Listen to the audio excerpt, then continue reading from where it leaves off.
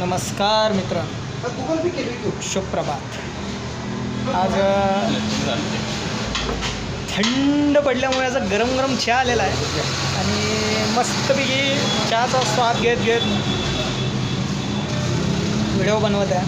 आणि खरोखर मित्रांनो, पावसामुळे खूप नुकसान झालेलं आहे, परंतु हे नुकसान न भरून निघणार आहे। परंतु ह्या नुकसान का झालं याचंही सर्वांनी विचार करणं खूप गरजेचं आहे। कारण कसं आहे की आपण जसं निसर्गाला त्रास देऊ तसा निसर्गाचा पण प्रकोप आपल्यावरती होतच राहणार आहे मित्रांनो। त्यामुळे मी प्रत्येक वेळेला सांगतो आहे की जेवढा माणूस निसर्गाला हानी पोचवेल तेवढीच हानी निसर्गही त्याला पोचवेल। तर कारण हे चक्र आहे आणि हे चक्र असंच चालत राहिलं तर एक दिवस या धरतीवरून मनुष्याचं अस्तित्व नष्ट होणार आहे मित्रांनो।